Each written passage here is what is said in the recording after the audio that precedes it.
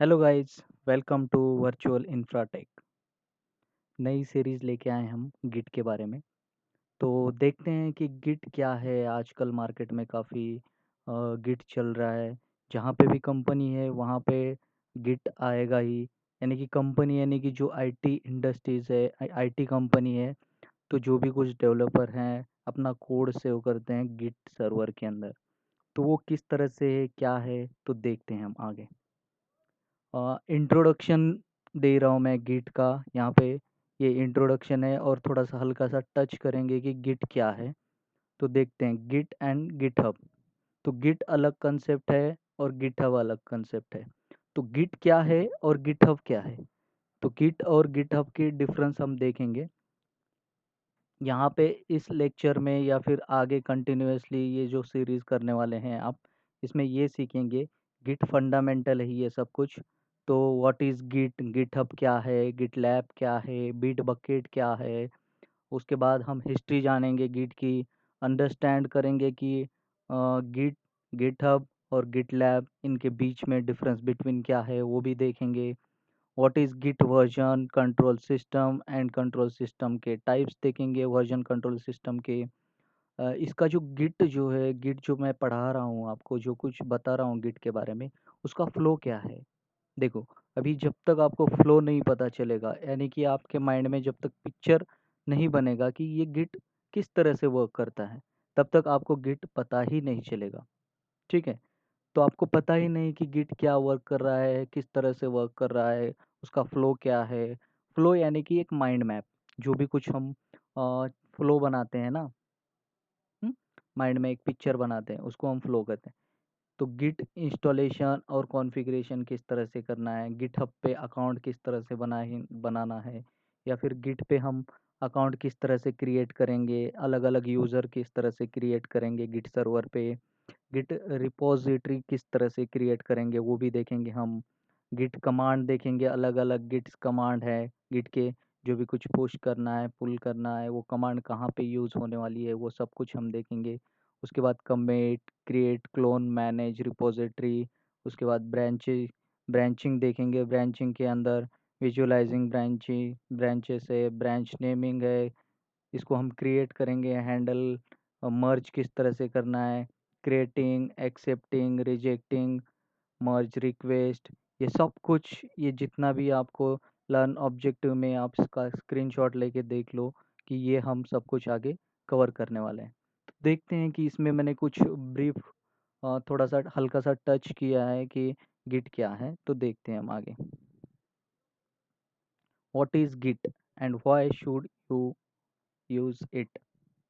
तो ये जो गिट है, गिट क्या है। Git is a distributed version control system for tracking changes in source code during software development. जो भी कुछ डेवलपर हैं, ये क्या करते हैं, अपना कोड यानी कि अपना जो भी कुछ डेवलपमेंट है वो डेवलपमेंट करते हैं। जैसे कि यहाँ पे एक कंपनी है और कंपनी में काफ़ी सारे डेवलपर्स बैठे हुए हैं। पहले क्या था यहाँ पे, पहले अगर ये गिट क्यों आया है मार्केट में अगर देखेंगे हम, तो सबसे पहले जानेंगे कि गिट क्यों आया मार्केट में। तो मैं काफ़ी अरसे पहले या फिर काफ़ी दिनों पहले या फिर काफ़ी साल पहले जब मैं कॉलेज के टाइमिंग में था, तब मैं यहाँ पे ऐसे करके एक बंदा या फिर मैं ये डेवलपमेंट कर रहे थे हम दोनों मिलके। ठीक है। तो ये मेरा लैपटॉप था। तो लैपटॉप के अंदर मैंने पूरा कोड लिखा, मेरा जितना सारा था कोड लिख लिया। तो मैंने क्या किया, जो एक मेरा कस्टमर था या क्लाइंट था, उसको मैंने वो सॉफ्टवेयर बना के देना था मुझे। और वो वेबसाइट या फिर सॉफ्टवेयर समझो या कुछ भी हो सकता है, वो बना के देना था मुझे। तो वो सब कुछ बनाने के लिए मुझे कोडिंग वीडिंग सब कुछ करना पड़ा। मैंने कोडिंग करके मैंने पूरी फाइल्स बना दी, पूरी मैंने उसका फ़ोल्डर बना दिया और डिप्लॉयमेंट किया। जैसे ही ये क्लाइंट है, क्लाइंट ने क्या बोला कि मुझे ये चेंजेस करके चाहिए। ठीक है, ये चेंजेस करके चाहिए, ऐसे करके उसने ये बता दिया। ठीक है, ये मुझे इसमें चेंजेस चाहिए। तो मैंने क्या किया, इसमें काफ़ी अलग-अलग चेंजेस किए। तो यानी कि ये मेरा जो पुराना जो भी कुछ ओल्ड मैंने डिप्लॉयमेंट किया था उसको मैंने क्या किया, कॉपी करके यहाँ पे रख दिया और उसको लिख दिया ओल्ड बैकअप। ठीक है, ऐसे ही करके हम लिखते हैं जब भी कोई सिस्टम फॉर्मेट करनी है या कुछ भी करनी है। डेस्कटॉप का बैकअप जो भी कुछ हम डी ड्राइव में रखते हैं और लिख देते हैं वहाँ पे डेस्कटॉप बैकअप। और नेक्स्ट टाइम अगर फॉर्मेट करते हैं तो फिर से डेस्कटॉप पे ला के रखते हैं, और फिर से अगली बार फॉर्मेट करना है तो डेस्कटॉप टू ओल्ड बैकअप, ऐसे करके। यानी कि अब डेस्कटॉप के 2 फ़ोल्डर बन गए और डेटा क्या हो गया, डुप्लीकेशन तैयार हो गया। यानी कि डुप्लीकेशन हो रहा है यहाँ पे। मैंने ओल्ड बैकअप कर दिया, एक फ़ोल्डर बना दिया, ये जो भी कुछ डेटा है मेरा 2 जीबी का डेटा सपोज़ या 1 जीबी डेटा है, ठीक है? ये 1 जीबी और 2 जीबी डेटा होने के बावजूद मैंने क्या किया, इसको ओल्ड बैकअप करके नोट करके रख दिया। और ये जो क्लाइंट ने मुझे बताया था कि इसमें कुछ अपडेट कर दो, तो मैं इसको छेड़खानी नहीं करना चाहता। मैंने इसको कॉपी किया और फिर से मैंने इसमें कुछ चेंजेस किए, ठीक है? चेंजेस करने के बाद मैंने डिप्लॉयमेंट किया और क्लाइंट को बोल दिया कि भाई अब देखो किस तरह से वर्क कर रहा है, आपको पसंद आएगा या नहीं आएगा, अगर इसमें भी चेंजेस करने हैं तो बताइए। तो फिर क्लाइंट ने बोल दिए कि भाई अभी तो ठीक चल रहा है। और कुछ दिनों के बाद क्लाइंट फिर से आ जाता है और बोलता है कि भाई और फिर से चेंजेस करने हैं मुझे। तो फिर मैंने क्या किया, ये जो फ़ोल्डर था ये डिप्लॉयमेंट, इसको मैंने यहाँ पे फिर से कॉपी किया, ठीक है? इसमें मैंने चेंजेस नहीं किए, कुछ भी नहीं, फिर से कॉपी किया और ये अलग से बैकअप क्रिएट करके मैंने इसको डिप्लॉयमेंट को लगा दिया। यानी कि यहाँ पे भी 2 जीबी हो गया और यहाँ पे भी 2 जीबी हो गया, ठीक है? क्लाइंट की रिक्वायरमेंट अलग-अलग है, तो अलग-अलग जगह पे मैंने अलग-अलग चेंजेस किए। तो फिर से क्लाइंट बोला कि नहीं-नहीं मुझे पहले वाला ही चाहिए था, यानी कि ये वाला चाहिए था। तो ये अभी कहाँ से लाए? अगर ये मैंने अगर बैकअप रखा है तो ठीक है, अगर नहीं रखा है तो प्रॉब्लम है ना? तो ये अगर पूरा का पूरा देखा जाए तो ये कॉम्प्लिकेटेड है, एक प्रॉब्लमैटिक है। प्रॉब्लमैटिक यानी कि एक प्रॉब्लम ही है, कोड सँभाल के रखना, उसको लैपटॉप में रखना, ये पूरा बहुत ही कॉम्प्लिकेटेड है, उसको यूज़ करना। अगर मेरा लैपटॉप लॉस हो जाता है या फिर ख़राब हो जाता है तो पूरा का पूरा डेटा लॉस हो जाएगा ना मेरा। तो सब इससे बचने के लिए हम गिट इस्तेमाल करते हैं, गिट का यूज़ करते हैं। पहले ये मार्केट में नहीं था, अभी आ गया है, ठीक है? तो इसका यूज़ किस तरह से है, वो आगे हम देखेंगे। तो ये मेरा डेवलपर है, यहाँ पे कोडिंग कर रहा है, उसके लैपटॉप में कॉपी पेस्ट कर रहा है, old data, copy data, new data. इस तरह से उसका हार्ड डिस्क पूरी तरह से फुल हो जाता है, धीरे-धीरे। अगर एक क्लाइंट है, उसके 2-3 फ़ोल्डर बनाएँगे, old data, new data, old backup, updated backup. ऐसे ही होता है ना हमारी लाइफ़ में कभी भी। अगर किसी ने नंबर चेंज किया तो उसको बोलते हैं new number. Rohan new number, Rohan current number, ऐसे करके अपडेट करते हैं, यानी कि हम डिलीट नहीं करते। क्या पता कल को पूछा कि अरे यार ये नंबर मेरा तो चल रहा था, अरे यार वो पहले का बैकअप ठीक है ये डिलीट कर दो। इसलिए हम क्या करते हैं, जल्दबाजी नहीं करते हैं, उसको हम वैसे ही रखते हैं। तो ये इससे बचने के लिए गिट आ गया है। तो देखते हैं गिट का इस्तेमाल किस तरह से होता है मार्केट में। मैंने आपको एक जस्ट फ्लो बता दिया है, यानी कि एक जस्ट इंट्रोडक्शन दिया है कि गिट हम इस्तेमाल क्यों कर रहे हैं। तो हिस्ट्री ऑफ गिट, गिट की हम हिस्ट्री देखेंगे। तो लाइनस टोरवॉल्ड, इन्होंने ये गिट बनाया। ये गिट कब बनाया और इनका बनाने का मतलब क्या था, क्यों बनाया? तो ये लाइनस टोरवॉल्ड्स जो है, तो ये कंपनी में काम कर रहे थे। तो ये जो सेंट्रलाइज जो रिपोजिटरी है, ये पहले ये लाइनस टोरवॉल्ड्स बिट कीपर नाम का जो सॉफ्टवेयर है वो यूज़ करते थे। ये भी एक वर्जन कंट्रोल सिस्टम था, ठीक है? तो लाइनस टोरवॉल्ड ये यूज़ करते थे। तो एक फिर काफ़ी अरसे बाद इन्होंने क्या किया, ये बिट कीपर ने इन्होंने चार्ज करना स्टार्ट कर दिया।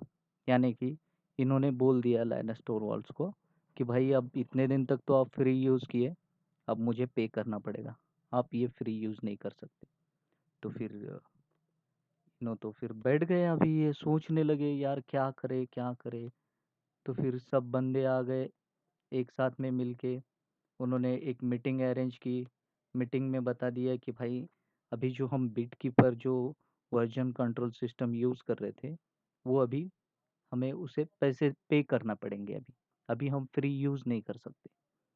तो अब क्या करेंगे हम सब मिलके हम एक इस तरह से ही सॉफ्टवेयर बनाएंगे। तब जाके उन्होंने गिट बनाना स्टार्ट किया। तो वहाँ से 7 अप्रैल 2005 को इन्होंने गिट मार्केट में लेके आए। तो ये इसका यूजेस क्या है?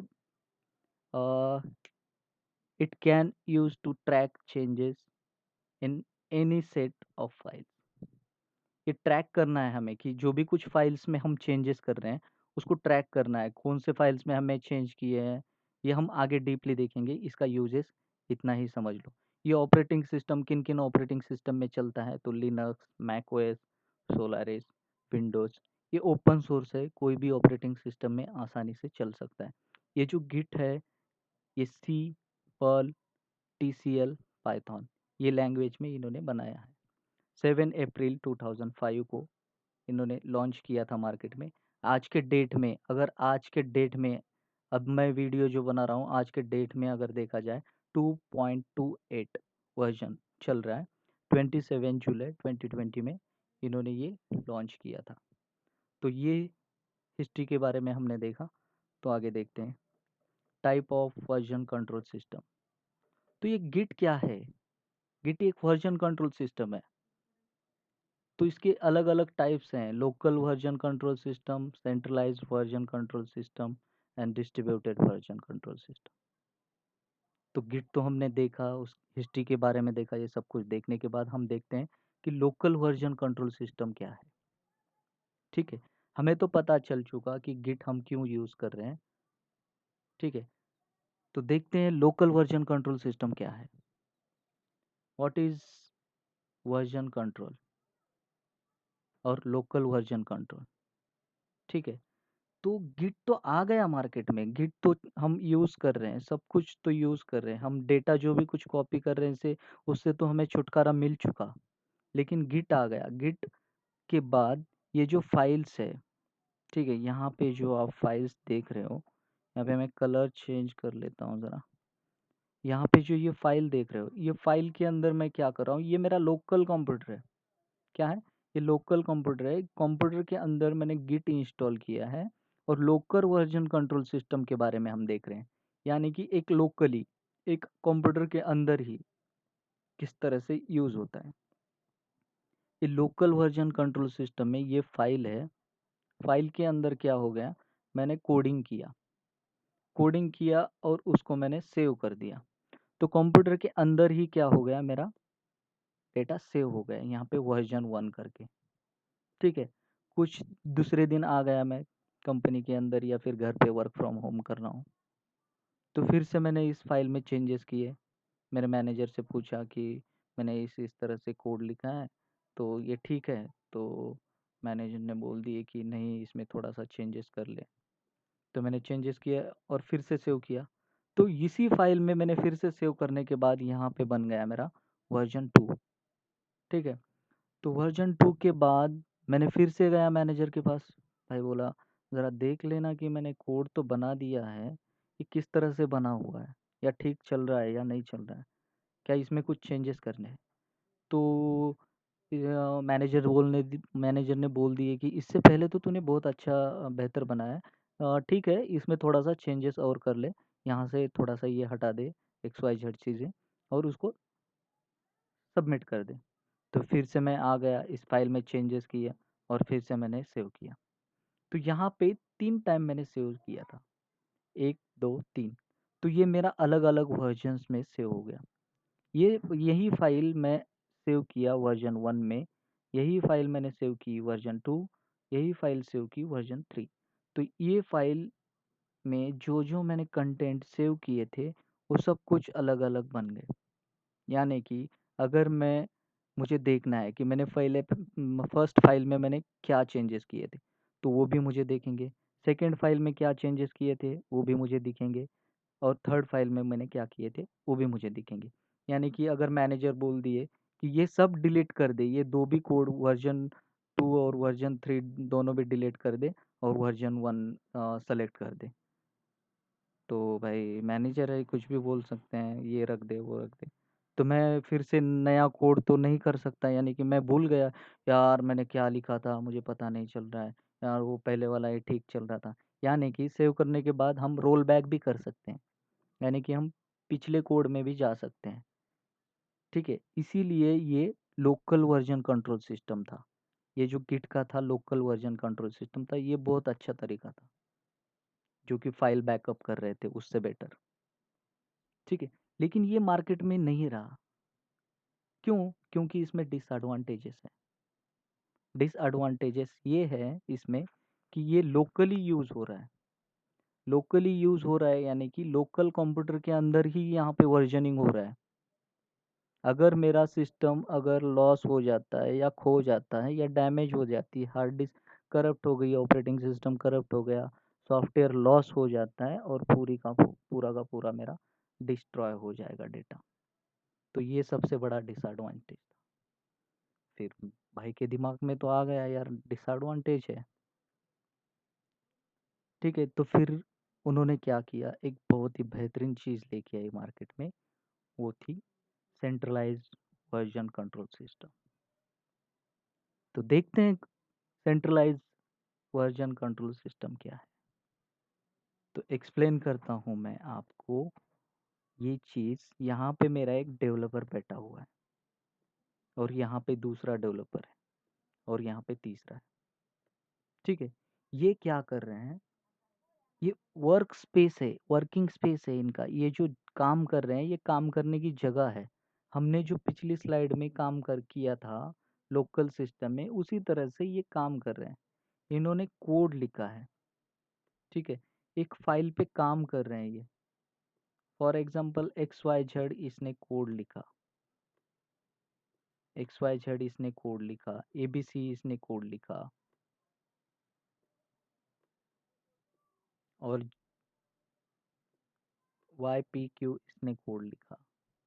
ठीक है, इन्होंने क्या किया, ये जितना भी कोड लिखा है उन्होंने एक सेंट्रलाइज सर्वर पे इन्होंने सेंड किया। यानी कि इनका जो भी कुछ कोड लिखा हुआ है कहाँ पे सेंड कर रहे हैं, ये कमिट कर रहे हैं। कमिट करना यानी कि अब यहाँ पे सेंट्रलाइज सर्वर पे फोर्सफुली उसको भेज देना। यानी कि मेरा ये सेंट्रलाइज सर्वर कहाँ पे है, एक क्लाउड पे है, इसका लॉस होने का कोई चांस नहीं है डेटा। ठीक है, ये क्लाउड पे है मेरा सर्वर। तो यहाँ से मैंने डेटा सेंड किया, यहाँ पे चला गया सेंट्रलाइज में। तो ये मैंने XYZ सेंड किया था, तो ये भी उसको देख सकता है। या फिर यहाँ पे मैनेजर बैठा हुआ है थर्ड या फोर्थ सिस्टम लेके, इस तरह से। तो ये मैनेजर हमारे तीनों का भी कोड देख सकते हैं कि ये क्या कर रहे हैं। यहाँ से इन्होंने सेंट्रलाइज रिपोजिटरी जो भी कुछ थी एक्सेस किया, इनको लॉगिन डिटेल सब कुछ मिल गए। हम ये कोड लिख रहे हैं, यहाँ पे अपलोड कर रहे हैं। ठीक है, और डाउनलोड भी कर रहे हैं। यानी कि कमिट करना है, यानी कि इस पे भेज देना। अपडेट करना है, यानी कि ये जितना भी हमें कोड अभी सपोज समझ लो कि ये सेंट्रलाइज सर्वर है। ठीक है, मैंने यहाँ पे कोड लिया, यहाँ पे सबमिट कर दिया, यहाँ पे कोड आ गया। इसने भी कोड लिखा, यहाँ पे सबमिट कर दिया, कमिट कर दिया, यहाँ पे कोड आ गया। इसने भी कोड लिखा, इसने भी कमिट किया, यहाँ पे कोड आ गया। ये तीनों का भी कोड कहाँ पे आ गया, एक सेंट्रलाइज सर्वर के अंदर, एक सेंट्रलाइज रिपोजिटरी के अंदर। तो ये रिपोजिटरी ये मेरा मैनेजर एक्सेस करके देख सकता है कि ये क्या काम कर रहे हैं। मैनेजर ने बोल दिया कि इसमें थोड़ा सा चेंजेस कर दो, तो फिर ये फिर से क्या करेगा, अपडेट करेगा, अपडेट करेगा इसी फाइल को। अगर ये ऑफिस के अंदर नहीं है, ये किसी और जगह पे है, यानी कि अभी ये संडे आ गया और बीच में क्लाइंट ने बोल दिया कि बहुत ही इम्पोर्टेंट काम है मुझे आज ही कि आज डिप्लॉयमेंट करना है, ऐसे करना है वैसे करना है। तो ये कहाँ पे है, घूमने के लिए कहीं पे गया है या फिर उसके घर पे चला गया। तो अगर उसको बोल दिया कि वर्क फ्रॉम होम करो, ये गिट सर्वर से एक्सेस कर लो। ठीक है, ये क्या करेगा, इस सेंट्रलाइज सर्वर से कनेक्ट होगा। ये जितना भी कुछ यहाँ पे उसने कोड लिखा था, इसने कमिट किया था, वो कोड वो लॉगिन करेगा यहाँ पे सर्वर के साथ में, और अपडेट करके ले लेगा। अपडेट करना यानी कि सर्वर से जो भी हमने सबमिट किया था वो डेटा को ले लेना। यहाँ पे अब अपडेट किया, अपडेट करने के बाद फिर से वो कुछ चेंजेस करता है और फिर से सेव कर देता है। सेव करने के बाद क्या हो गया, एक कमिट करने के बाद एक कमिट आईडी जनरेट होती है। कमिट आईडी जनरेट होनी यानी कि कल के डेट में अगर उसने सबमिट किया था, डेट थी कल की 10 तारीख, और 11 तारीख को उसने कोड लिखा और फिर से कमिट किया, यानी कि 10 तारीख का भी जो है वो कोड रहेगा और 11 तारीख का भी कोड रहेगा, यानी कि दो फाइल्स बनेंगे अलग अलग डेट की। अगर रोल बैक करना है तो वो 10 तारीख पे भी जा सकता है, और आगे कंटिन्यू करना है तो 11 पे कंटिन्यू कर सकता है। सिर्फ ये है कि यहाँ पे एक सेंट्रलाइज डिवाइस है, एक सेंट्रलाइज सर्वर है, सेंट्रल रिपोजिटरी है, जो कि हम ये तीनों भी डेवलपर यहाँ से एक्सेस कर सकते हैं। ये तो बहुत ही अच्छा तरीका है गिट का ना, सेंट्रलाइज वर्जन कंट्रोल सिस्टम। लेकिन आप ज़रा सोच के देखो, आप ज़रा सोच के देखो, ये जो डेवलपर है ये डेटा पूरी तरह से यहाँ पे कमिट कर रहा है, यानी कि उसका जितना भी डेटा है वो शेयर कर रहा है यहाँ पे सेंट्रल सर्वर पे। और इसमें क्या चाहिए, इसमें इंटरनेट चाहिए ही चाहिए।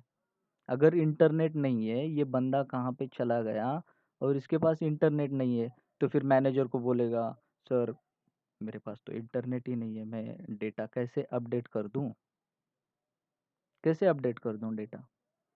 तो फिर वो प्रॉब्लम है ना, क्वेश्चन मार्क आ जाता है ना।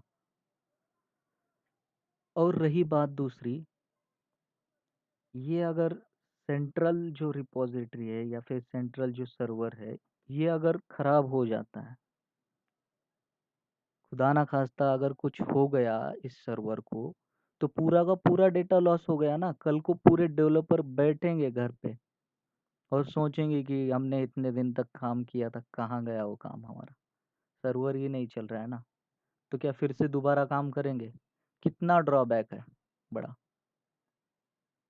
तो ये ड्रॉबैक समझ में आ गया, और लाइनस टोरवाल्ड्स ने एक नया वर्जनिंग कंट्रोल सिस्टम निकाला।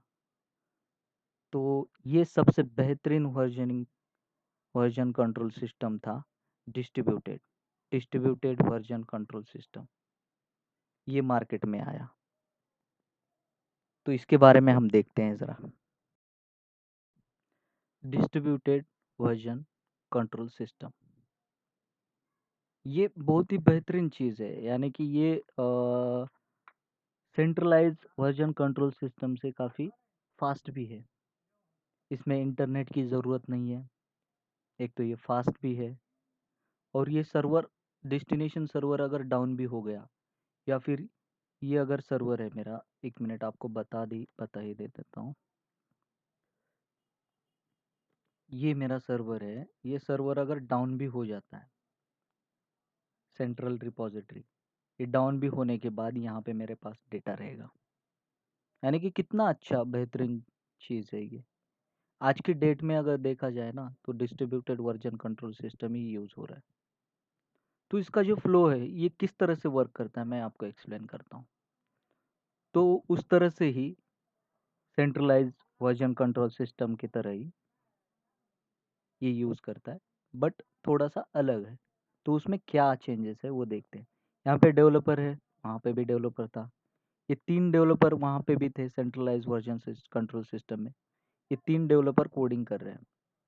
कोडिंग करने के बाद इन्होंने क्या किया, यहाँ पे कमिट किया डेटा वर्क स्पेस से, यानी कि वर्किंग लोकेशन से, या उस लैपटॉप से जहाँ पे काम कर रहे हैं, उन्होंने डेटा को कमिट कर दिया। कमिट करने के बाद, ये कमिट करने के बाद यहाँ पे लोकल रिपोजिटरी यानी कि उसी सिस्टम के अंदर यहाँ तक जितना भी पार्ट है, आप ये इतना देख रहे हो ना, यहाँ से ये तो डेवलपर तो लैपटॉप के बाहर बैठे हुए हैं, ठीक है। यहाँ से इतना जो देख रहे हो आप, ये इतना पार्ट, ये एक सिस्टम के अंदर ही हो रहा है। ये सिस्टम के अंदर ही हो रहा है, ये काम कर रहा है, इसने कमिट किया। ये लोकल रिपोजिटरी कहाँ पे है? ये लोकल सिस्टम के अंदर ही है, ये लोकल पे ही डेटा सेव हो रहा है। इसने कमिट किया, लोकल में डेटा सेव हो गया। उसके बाद इसने भी काम किया, कमिट किया, लोकल उसी के सिस्टम में सेव हो रहा है। इसने भी काम किया लोकल पे, सेम चीज़। लोकल सिस्टम के अंदर जितना भी मैं काम कर रहा हूँ, मेरे पास इंटरनेट नहीं है, मैंने काम किया लोकल सिस्टम में, लोकल रिपॉजिटरी के अंदर, ये सेव हो रहा है डेटा मेरा। मुझे इंटरनेट की ज़रूरत भी नहीं है, ठीक है। लेकिन अगर मुझे इस डेटा को, लोकल रिपॉजिटरी को, अगर मुझे सेंट्रलाइज सर्वर पे भेजना है या फिर सेंट्रल रिपॉजिटरी पे भेजना है, तो मैं क्या करूँगा, पुश कर दूंगा यहाँ से डेटा को।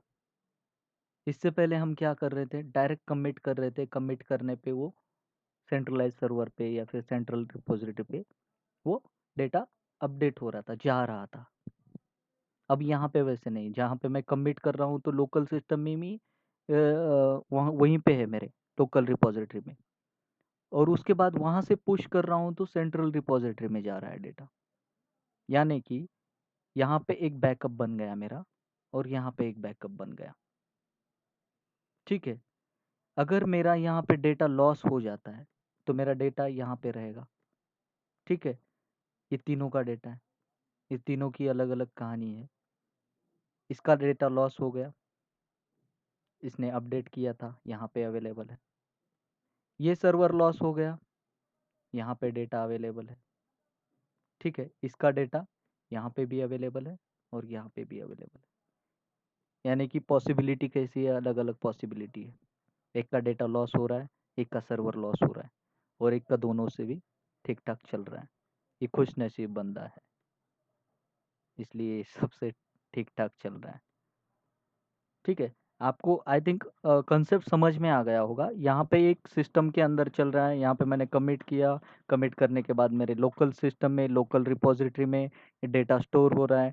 यहाँ पे फिर से मैंने कमांड डाल दी पुश करके, मैंने गिट पुश किया, और वो पुश करने के बाद सेंट्रल रिपॉजिटरी में मेरा डेटा जा रहा है।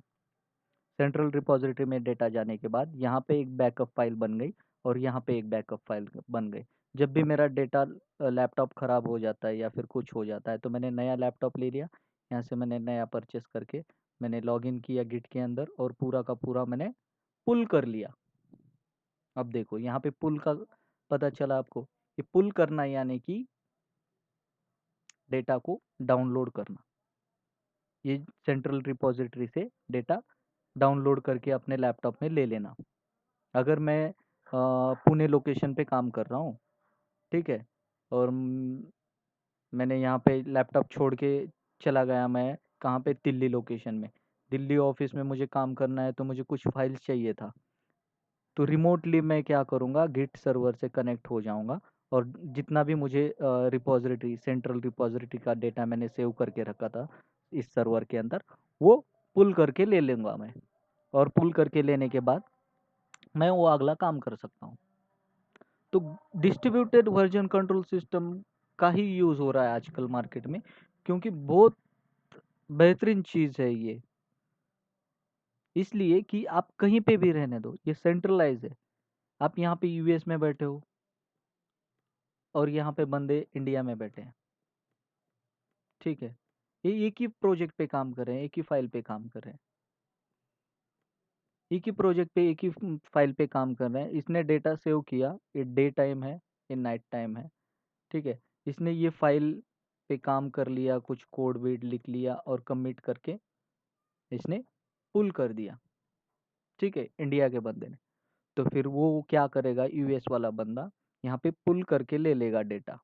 इसने तो पुश किया, सेंट्रल रिपॉजिटरी में आ गया डेटा, यूएस वाले ने उसको क्या कर लिया, पुल कर लिया, और देखा कि इंडिया वाले बंदे ने आज ये इतना इतना काम किया था, अच्छा ठीक है, उसके आगे का मुझे करना है। तो ये आगे का काम करेगा यूएस वाला बंदा। फिर से ये क्या करेगा, यूएस वाला बंदा सुबह तक काम किया, और इसने फिर से क्या किया, पुश किया। तो फिर से इंडिया वाला आएगा सुबह और देखेगा कि पुल करके ले लेगा ये डेटा, और देखेगा क्या क्या काम किया है, उसके आगे का ये काम करेगा। यानी कि अलग लोकेशन पे, अलग जगह पे बैठ के हम प्रोजेक्ट हैंडल कर रहे हैं, प्रोजेक्ट पे काम कर रहे हैं, ये सब कुछ किसके वजह से? गिट की वजह से। तो इसमें भी काफ़ी अलग-अलग कंसेप्ट है, ये सेंट्रलाइज़्ड रिपॉज़िटरी क्या है? ये सर्वर क्या है? ये किस तरह से कॉन्फ़िगर करते हैं? ये डेटा पुश किस तरह से करेंगे हम? ये सब कुछ मैं आपको एक्सप्लेन करूँगा और डीपली बताऊँगा। अगर कुछ समझ में नहीं आ रहा है तो कमेंट करें। कमेंट करने के बाद मैं फिर से एक समरी यानी कि एक छोटा-सा वीडियो बनाऊँगा, जहाँ पे आपको समझ में नहीं आया या फिर मुझे बताइए मैं आपको एक्सप्लेन करूँगा। ठीक है? कोई बात नहीं, हम आगे बढ़ते हैं। अब देखते हैं कि हम फ्लो देखेंगे हम, कि गिट क्या है, डिस्ट्रीब्यूटेड सिस्टम क्या थी, ये सब कुछ हमने देखा, ठीक है? लेकिन इसका फ्लो समझ में नहीं आया है। इसका फ्लो समझना बहुत ज़रूरी है। अगर कोई भी फ्रेशर बंदा है, बिगिनर बंदा है, उसको गिट अगर पता नहीं है, यार गिट क्या है, क्लाउड क्या है, कुछ लोगों को अभी तक पता नहीं है। बोलते तो हैं हम क्लाउड, क्लाउड, गिट, ये क्या है, डॉकर क्या है, ये अलग-अलग लोगों के ज़हन में नहीं आती हैं चीज़ें। ठीक है, कोई बात नहीं, ये वीडियो देख लो आपको पता चलेगा। अब मैं आपको फ्लो बता देता हूँ कि गिट कंसेप्ट क्या है। तो मुझे भी पता नहीं है गिट, ठीक है? यहाँ पे मैं पता कर लूँगा अभी। तो यहाँ पे मैंने ऐसे ले लिया, ये मेरा सिस्टम है। क्या है? यहाँ पे मैं बैठा हूँ और मैं कोडिंग कर रहा हूँ या फिर कोई डेवलपर है, यहाँ पे कोडिंग कर रहा है। अब ये गिट हम कहाँ-कहाँ पे यूज़ कर सकते हैं? ये गिट हम एक वीएम पे भी यूज़ कर सकते हैं जो कि वर्चुअल मशीन है। ये लोकल मशीन पे भी गिट हम इस्तेमाल कर सकते हैं या फिर मेरे पीसी के अंदर भी गिट इस्तेमाल कर सकता हूँ। वर्कस्टेशन, सर्वर, क्लाउड वीएम है, एज़ुर की वीएम है, एडब्ल्यूएस की वीएम है, ये कुछ भी रहने दो, एक सिस्टम चाहिए। सिस्टम के अंदर मैंने क्या किया? एक गिट डाउनलोड किया। गिट डाउनलोड करने के बाद मैंने क्या किया? एक डायरेक्टरी क्रिएट की। डायरेक्टरी क्रिएट की यानी कि एक फ़ोल्डर बनाया मैंने और उस फ़ोल्डर के अंदर मैंने एंट्री की। अब मैं यहाँ पे लैपटॉप ऑन किया, लैपटॉप के बाद मैंने ऑन करने के बाद गूगल पे गया, गूगल पे जाने के बाद मैंने गिट डाउनलोड किया, गिट डाउनलोड करने के बाद मैंने एक वो गिट का डायरेक्टरी क्रिएट की। ये डायरेक्टरी किस तरह से क्रिएट करना है ये आगे हम देखेंगे। जस्ट मैं आपको इसका फ्लो बता रहा हूँ कि ये किस तरह से वर्क करता है। ये डायरेक्टरी क्रिएट करने के बाद अब मैं कहाँ पे गया? डायरेक्टरी यानी कि एक फ़ोल्डर। डायरेक्टरी यानी कि एक फ़ोल्डर है, उस फ़ोल्डर के अंदर मैंने एंटर किया। जैसे कि मैंने डेस्कटॉप पे XYZ फ़ोल्डर किया, डायरेक्टरी क्रिएट की, उस फ़ोल्डर के अंदर मैं कमांड प्रॉम्प्ट से चला गया। कमांड प्रॉम्प्ट से उस डायरेक्टरी के अंदर जाने के बाद मैं कहाँ पे पहुँच गया? उस फ़ोल्डर के अंदर। तो वहाँ पे मैंने एक फ़ाइल बनाई, index.html या फिर कोई भी ले लो फ़ाइल, ठीक है? HTML ले लो, CSS, जावा, हुँ, बूटस्ट्रैप, एनी फ़ाइल जो भी कुछ आपको डेवलपमेंट करना है वो फ़ाइल ले लो और वहाँ पे कोड लिख दो उस फ़ोल्डर के अंदर, फ़ाइल बना दो, यहाँ पे कोड लिख दो। ये डेवलपर क्या कर रहा है, उस फ़ोल्डर के अंदर जाके फ़ाइल बनाया उसने index.html करके और उसमें HTML का कोड लिखा। HTML, हेडर, टाइटल, बॉडी जो भी कुछ है, ठीक है? उसने कोड लिखने के बाद क्या किया, उसने ऐड किया। कहाँ पे? गिट में कमांड है गिट ऐड डॉट, उस फ़ाइल का नाम या फिर उस फ़ोल्डर का नाम या फिर गिट डॉट ऐड करेंगे तभी वो क्या होगा? वर्किंग एरिया से ये जितना पार्ट दिख रहा है ना ये ब्लू कलर में, ये एक सिस्टम के अंदर वर्क हो रहा है। हम अभी गिट कहाँ पे यूज़ कर रहे हैं? एक सिस्टम के अंदर ही यूज़ कर रहे हैं। सिस्टम के अंदर क्या-क्या प्रोसेस हो रही है, वो मैं आपको बता रहा हूँ। ये फ्लो आपको बहुत ही ये कोई भी नहीं बताएगा आपको। ये बहुत ही बेहतरीन तरीके से एक्सप्लेन किया हुआ है, आप देख लो इसको। ये अगर आपको पता चलेगा ना तो गिट तो एकदम से आसान से आपको पता चलेगा। गिट यानी कि इतना कुछ बहुत ही बड़ा ऐसे रॉकेट साइंस नहीं है कोई, ठीक है? मैंने ये ऐड कर दिया। ये कोड ऐड करने के बाद हमने डिस्ट्रीब्यूटेड वर्जन सिस्टम में देखा था कि ये स्टेजिंग एरिया में चला जाता है। यानी कि स्टेजिंग एरिया यानी कि मैंने वो एक एरिया होता है स्टेजिंग एरिया जहाँ पे हमने कमिट नहीं किया होता है। उस एरिया में वो कोड पहुंच जाता है। उस एरिया में पहुंचने के बाद जहाँ से मैंने ऐड किया वो स्टेजिंग एरिया में गया, उसको मैंने कमिट नहीं किया, हमें कमिट करना है आगे, लेकिन वो स्टेजिंग एरिया में अलग अलग फाइल्स मैंने ऐड किए। अब वहाँ पे स्टेजिंग एरिया में जाने के बाद मैं अगर कमांड डाल रहा हूँ गिट स्टेटस, तो वहाँ पे मुझे वहाँ पे शो करेगा कि ये आपने स्टेजिंग एरिया में डाल दिया है, आपको इसको कमिट करना है। तो किन चीज़ों को आपको कमिट करना है, तो वहाँ से मैं कुछ चीज़ें स्किप करके, जैसे कि index one dot H T M L, index dot H T M L, index two dot H T M L, ऐसे 3 फाइल है। तो उसमें से मुझे index dot H T M L ही कमिट करना है। तो गिट कमिट -m या फिर -m, तो ये कमांड का यूज़ करके मैं वो कमिट करता हूँ। ठीक है, ये कमिट करने के बाद मेरा डेटा क्या हो रहा है, वहीं पे है, उसी सिस्टम के अंदर है। वो क्या हो रहा है, लोकल रिपोजिटरी में यानी कि उस डायरेक्टरी के अंदर स्टोर हो रहा है। ठीक है, उस डायरेक्टरी के अंदर स्टोर होने के बाद ये सब कुछ मैंने कोड लिखा, ये लोकल रिपोजिटरी में सेव हो गया। यहाँ पे सिस्टम का काम खत्म हो गया। ये सिस्टम की अंदर की प्रोसेस थी, ये स्क्रीन के अंदर की, ये ऑपरेटिंग सिस्टम के अंदर की, ये गिट के अंदर की प्रोसेस थी। ठीक है, अब वहाँ से हम बाहर आएंगे। वहाँ से बाहर आएंगे यानी कि मैंने तो ये सब कुछ काम कर लिया, अभी मुझे क्या करना है, ऑफलाइन हम जितना भी काम कर रहे थे डिस्ट्रीब्यूटेड कंट्रोल सिस्टम में, ठीक है, जितना भी हम ऑफलाइन काम कर रहे थे, ज़रा मैं पिछली स्लाइड पे जाता हूँ। तो यहाँ पे हम जो जो भी कुछ यहाँ पे लोकल रिपोजिटरी में काम कर रहे थे, यानी कि डेटा मैंने कमिट किया, यहाँ पे स्टोर हो गया। ठीक है, ये सेंट्रलाइज सर्वर पे नहीं गया अभी तक, डेटा कहाँ पे है, यहाँ पे लोकल मशीन में ही है। अगर लोकल मशीन में सेव है और मेरा लैपटॉप खो गया, अगर खराब हो गया, तो हम कुछ नहीं कर सकते, यहाँ पे डेटा लॉस ही होगा। क्यों लॉस होगा, क्योंकि आपको आगे भेजना था, पुश करना था, आपने वो नहीं किया, तो वो तो ऑटोमेटिक पुश नहीं होगा, हमें मैन्युअली पुश करना पड़ेगा। तो ठीक है, तो ये लोकल रिपोजिटरी तक यहाँ पे ऑफलाइन काम हो गया, मैंने डेटा स्टोर कर दिया, सब कुछ हो गया। अब मुझे उस डेटा को, उस फाइल को, उस प्रोजेक्ट को मुझे कहाँ पे भेजना है, सेंट्रल रिपोजिटरी में भेजना है। सेंट्रल रिपोजिटरी यानी कि मुझे गिट सर्वर पे भेजना है ये पूरा का पूरा कोड, पूरा का पूरा डेटा। तो उसके लिए मुझे क्या करना पड़ेगा, मुझे कमांड डालनी पड़ेगी कि ये सेंट्रल रिपोजिटरी का जो भी कुछ यूआरएल है या फिर जो भी कुछ एड्रेस है। अब देखो, कभी भी हमें कहाँ कहाँ पे अगर किसी को फ़ोन करना है, तो हम उसी का नंबर डायल करेंगे ना।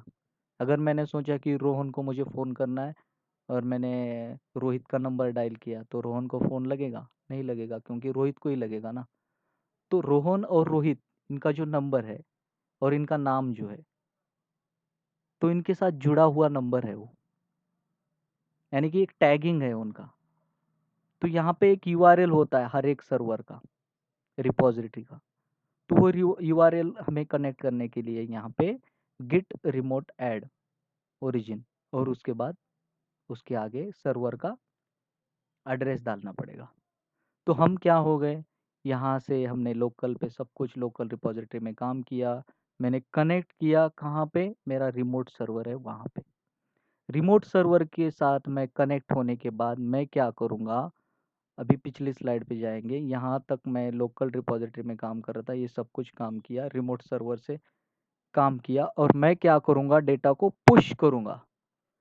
जैसे ही डेटा को मैं पुश करूँगा तो वो क्या होगा, सेंट्रल रिपॉजिटरी में चला जाएगा। यहाँ पे मैंने लिखा भी है, ये देखो, ये फर्स्ट प्रोसेस है, ये सिस्टम के अंदर प्रोसेस हो रही है। ठीक है, ये मैंने गिट सर्वर से मैंने कनेक्ट किया, उसके बाद Git push u origin master ये कमांड डाल दी, और ये क्या हो गया, push the data from local to central repository, यानी कि लोकल मशीन का जितना भी मेरा डेटा था वो कहाँ पे चला गया, मेरा सेंट्रल रिपॉजिटरी के अंदर हो गया ना। यहाँ पे जितना भी डेटा था यहाँ पे चला गया, यानी कि यहाँ पे मेरा ये एक बैकअप बन गया और यहाँ पे दूसरा बैकअप बन गया। यहाँ पे पुश करना है। ये जब आप कमांड डालोगे तो आपको एक यूज़र नेम पासवर्ड पूछेगा। यूज़र नेम पासवर्ड कौन सा डालना है, तो आप जो लॉगिन करते हो, आपको मैं आगे बताऊंगा कि लॉगिन किस तरह से करना है, डेटा पुश किस तरह से करना है। ये जस्ट फ्लो है। फ्लो यानी कि ये किस तरह से बैकएंड में डेटा जा रहा है, मैंने ये आपको एक्सप्लेन किया है बहुत ही बेहतरीन तरीके से। ठीक है, तो आई थिंक मैं समझता हूँ कि आपको समझ में आ गया होगा। अगर नहीं समझ में आ रहा है तो मुझे कमेंट करना। दोस्तों यहाँ पे ये इतना ही इंट्रोडक्शन वीडियो था, और मैंने जस्ट टच किया कि आपको गिट क्या है। तो इसके आगे हम देखेंगे कि गिटहब में अकाउंट किस तरह से बनाना है। ठीक है, सेंट्रल रिपोजिटरी किस तरह से बनाना है, यूज़र किस तरह से बनाना है, प्राइवेट गिट क्या है, पब्लिक गिट क्या है, मर्ज करना डेटा को। ठीक है, अलग अलग कंसेप्ट जो भी कुछ गिट के रिलेटेड कंसेप्ट रहेंगे मैं वो आपको बना के वीडियो दे दूंगा। तो thank you watching this video. Okay, bye bye, take care.